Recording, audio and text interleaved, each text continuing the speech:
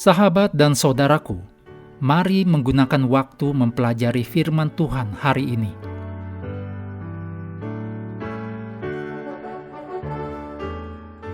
Selasa 10 Maret, judulnya diperbarui dalam pengetahuan.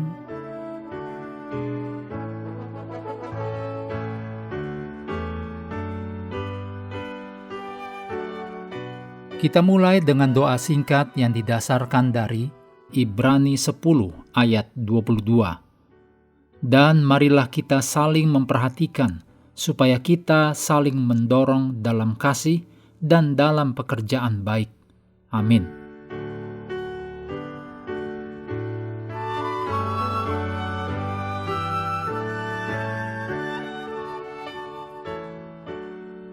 Kata-kata dalam ayat Kolose 3 ayat 8 berbicara tentang perubahan besar dari kematian menuju kehidupan. Ayat yang kelima, karena itu matikanlah dalam dirimu segala sesuatu yang duniawi, yaitu percabulan, kenajisan, hawa nafsu, nafsu jahat, dan juga keserakahan yang sama dengan penyembahan berhala.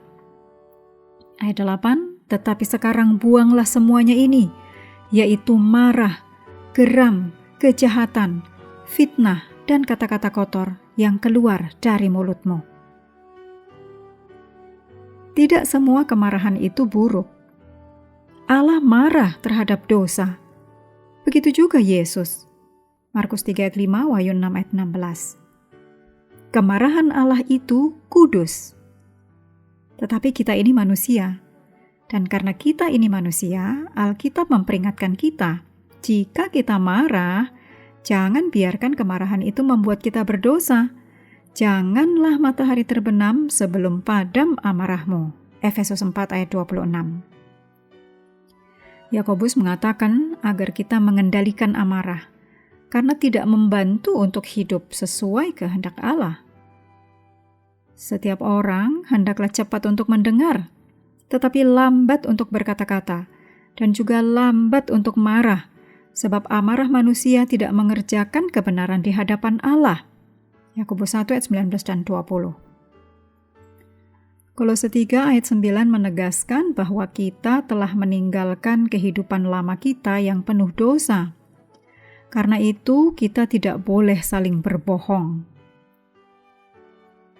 Ketika kita mati terhadap diri sendiri, Allah memberi kita kehidupan baru, menuliskan hukum-Nya di dalam hati kita. Allah menanamkan kasih akan hukum-Nya di dalam hati kita. 2 Korintus 3 ayat 4-18. Allah memberi kita kekuatan untuk menuruti hukum-Nya. Ketika kita menjadi milik Yesus, Ia menjadikan hidup kita baru. 2 Korintus 5 ayat 17. Alkitab mengajarkan kita tentang Yesus. Ketika kita mengenal Yesus, kita diubah menjadi serupa dengan gambar-Nya. 2 Korintus 3 ayat 18. Kemudian kita akan makin menunjukkan keindahan dan kasih-Nya yang sempurna. Ketika kita menjadi milik Yesus, apakah kita kaya atau miskin, Yahudi atau bukan Yahudi? Kolose 3 ayat 11 mengatakan Kristus adalah semua dan di dalam segala sesuatu.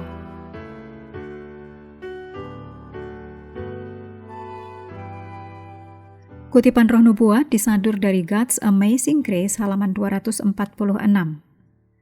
Tuhan melalui kebenaran-kebenaran yang paling dekat dan tepat untuk hari-hari terakhir ini, sedang memisahkan suatu umat dari dunia dan memurnikan mereka.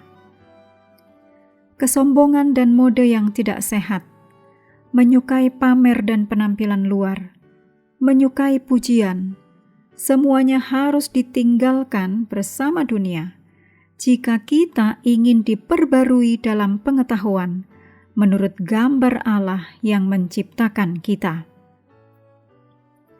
Melalui kasih karunia Tuhan yang berkuasa mengubahkan, gambar Allah direproduksi dalam diri para murid, menjadi ciptaan baru. Roh Kudus, Sang Penghibur, yang Yesus katakan akan Dia kirimkan ke dunia, Roh Kuduslah yang mengubah karakter kita menjadi gambar Kristus. Dan ketika ini tercapai, kita memantulkan, seperti dalam cermin, kemuliaan Tuhan. Amin.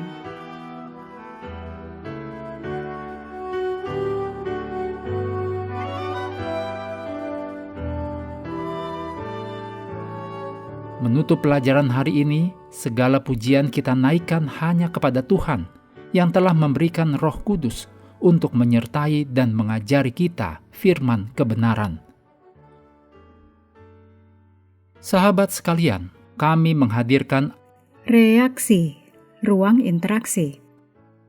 sahabat juga diundang berpartisipasi terkait dengan iringan musik yang digunakan. Silahkan beri jawaban untuk judul atau bagian lirik dari iringan musik setiap pelajaran. Bagi yang memberikan 4 jawaban benar, akan menerima hadiah kecil. Terima kasih telah belajar bersama.